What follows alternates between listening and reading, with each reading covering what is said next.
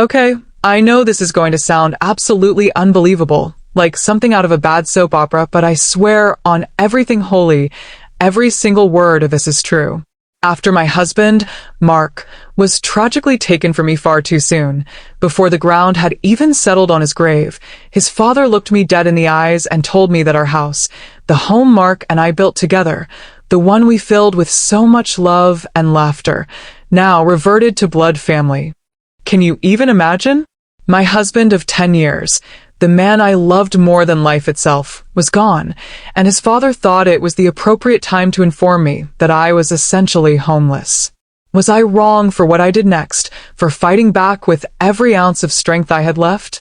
Tell me, honestly, would you have just rolled over and accepted that? I still replay that day in my mind, over and over, trying to find some other path, some way I could have avoided the ensuing chaos, but I just don't see it. Let me take you back to the beginning, before the world came crashing down around me. Mark and I met in college. He was studying engineering and I was in graphic design. We were total opposites in so many ways.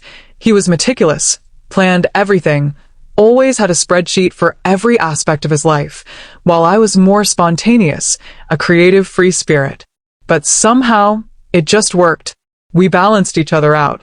He brought order to my beautiful chaos, and I brought a splash of vibrant color to his structured world. We fell in love quickly, deeply, and irrevocably. After graduation, we moved in together, renting a tiny apartment, and started building our lives. Mark landed a great job almost immediately, and I was freelancing, slowly building my portfolio.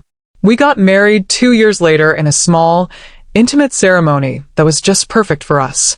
We didn't have much money, but we had each other, and that felt like the greatest fortune in the world.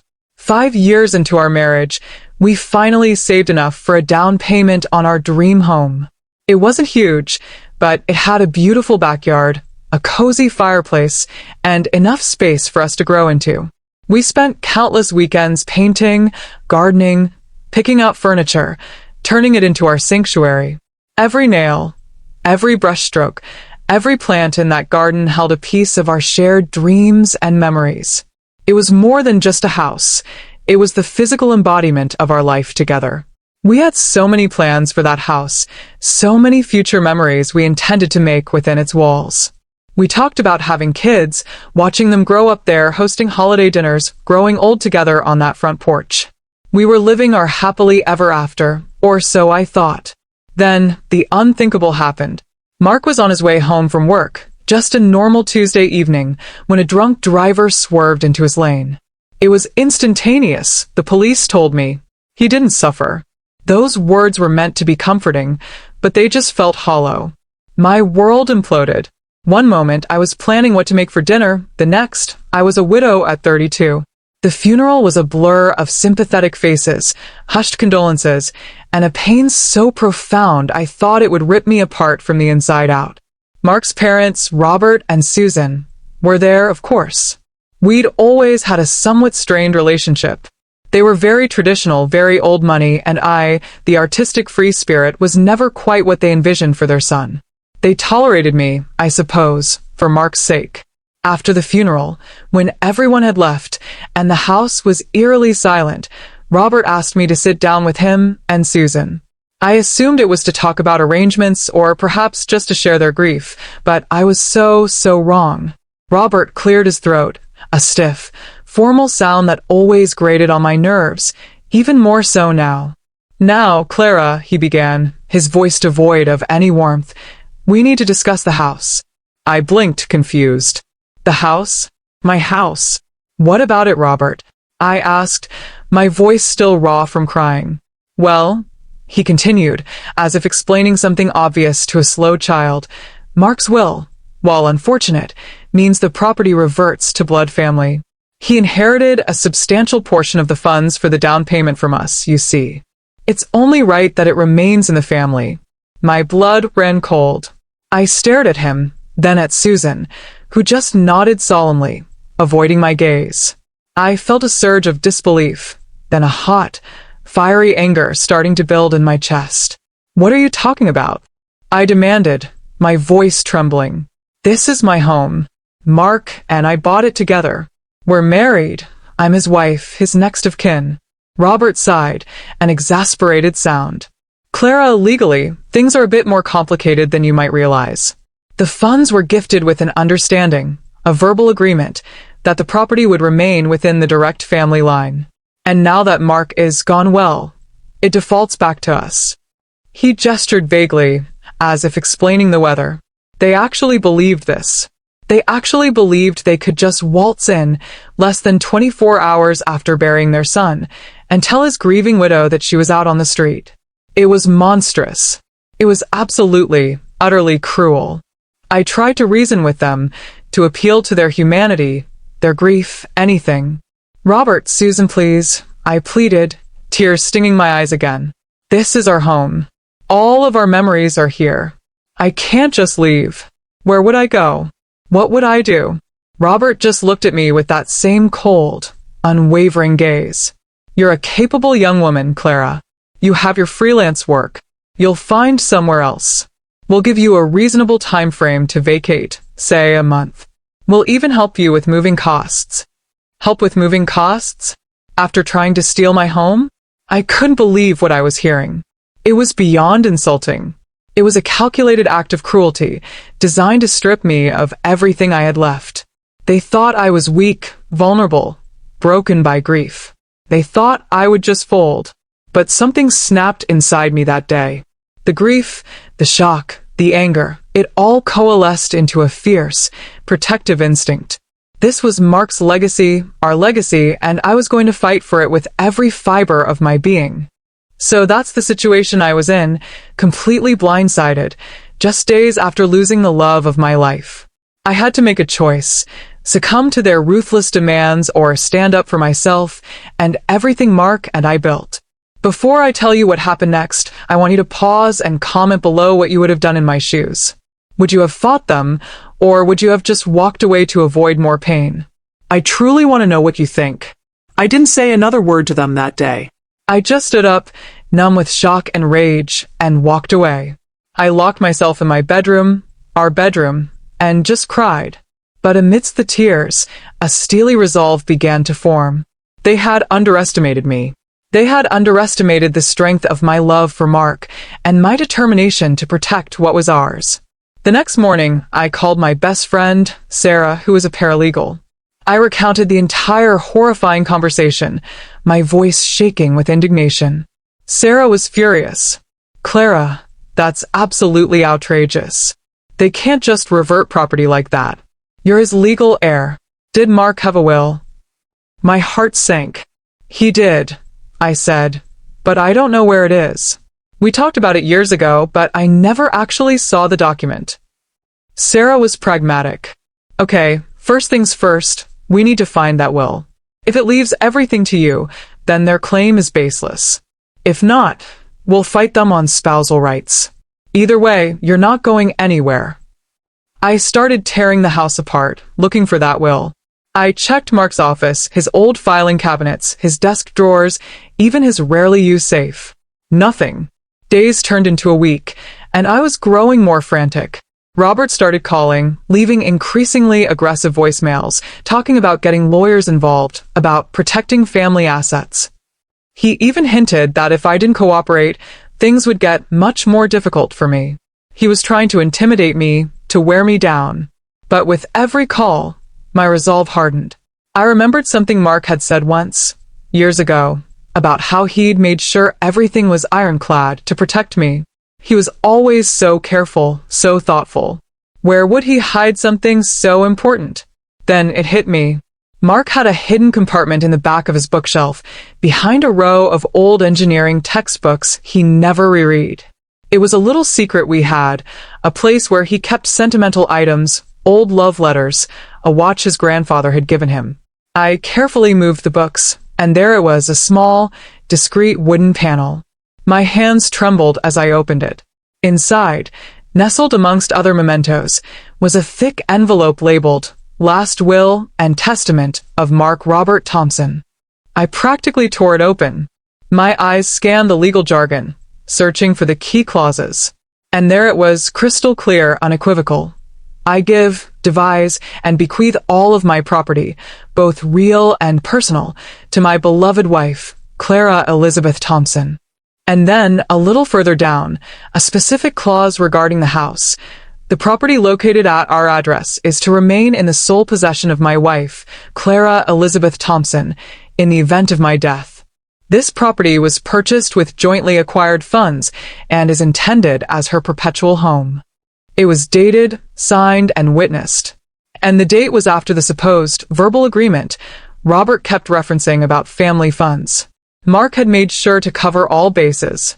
He knew his parents knew their traditional views, and he had protected me. A wave of relief, coupled with a fresh pang of grief for his thoughtfulness, washed over me. He had always taken care of me. Even from beyond the grave, he was still taking care of me. I immediately called Sarah. I found it. It's all here. Everything goes to me, including the house, explicitly. Sarah let out a whoop of triumph. Fantastic. Now we have them. Don't say a word to them yet. Let them dig their own grave a little deeper. We're going to hit them with this when they least expect it. The next day, I received a certified letter from Robert's lawyer, a formal eviction notice, stating that I had 30 days to vacate the premises, or they would pursue legal action. It was official. They were playing hardball. My stomach churned, but then I remembered Mark's will, safely tucked away. I responded with a simple email, drafted by Sarah, stating that I would be in touch with my own legal representation. I wanted to see their faces when they realized their cruel plan had utterly failed. A week later, I received an invitation to a family meeting at Robert and Susan's house, facilitated by their lawyer. I knew this was their attempt to intimidate me further, to make me feel isolated and outnumbered. I debated bringing Sarah, but she advised me to go alone, armed with the will, and deliver the bombshell myself. Imagine their faces, Clara, she said, a wicked grin in her voice. It'll be priceless. I took a deep breath, clutching Mark's will in my purse, and drove to their imposing, old money estate. The tension in the room was palpable. Robert and Susan sat on one side of a large mahogany table, their lawyer, Mr. Davies, on the other. I sat opposite them, feeling a strange mix of nerves and empowerment. Robert started, Clara, we really hoped this wouldn't come to this. We're offering you a generous settlement to vacate quietly. It would be easier for everyone. Mr. Davies then chimed in, detailing all the ways they could make my life very difficult if I refused. He spoke about challenging my right to the property, about the financial contributions Robert and Susan had made, about the verbal agreements. He painted a picture of a long, drawn-out legal battle that would drain me emotionally and financially. He was good, I'll give him that. He made it sound like an open and shut case in their favor. I let them talk. I let them lay out their entire case, their threats, their condescending pity. I listened to Robert speak about his son, my husband, as if he were just an asset to be managed, a means to an end. It fueled my anger, hardening my resolve even further. When they finally finished, expecting me to crumble, I looked them all in the eye. Are you quite finished? I asked, my voice surprisingly steady. Robert scoffed. We're trying to be reasonable, Clara. This is your last chance. I reached into my purse, pulled out the neatly folded will, and placed it on the table. You see, I said, a slow, deliberate smile spreading across my face. Mark was a very careful man. He knew exactly what he was doing. Robert picked up the document, his brow furrowing as he scanned the first few lines. Susan leaned over, peering at it with him. Mr. Davies, their lawyer, took it next, and I watched his face meticulously. As he read the specific clauses, the color drained from his face. His professional demeanor faltered, replaced by a flicker of genuine shock and embarrassment. This is a valid will, he stammered, looking up at Robert, who now looked absolutely apoplectic. What are you talking about, Davies? Robert roared, snatching the will back. He read the part about the house specifically, his face turning an alarming shade of crimson. This is a forgery. It has to be. Mark would never. Oh, but he did, Robert. I interrupted, my voice laced with a satisfaction I hadn't felt in weeks. Mark made sure to protect me. He knew your views on blood family, and he made sure that his wife, would be taken care of. He loved me. He loved our home, and he ensured it would remain mine. Susan looked stunned, her mouth slightly agape. Robert, however, was incandescent with fury. This is an outrage. We contributed significantly to that down payment. There was a verbal agreement. I held up a hand. Verbal agreements, as I understand it, Mr. Davies, I said, turning to their now visibly uncomfortable lawyer, do not supersede a legally executed will, especially one that explicitly states the opposite, and was drawn up after the supposed agreement took place. Mr. Davies cleared his throat, avoiding Robert's furious gaze. That is correct, Mr. Thompson.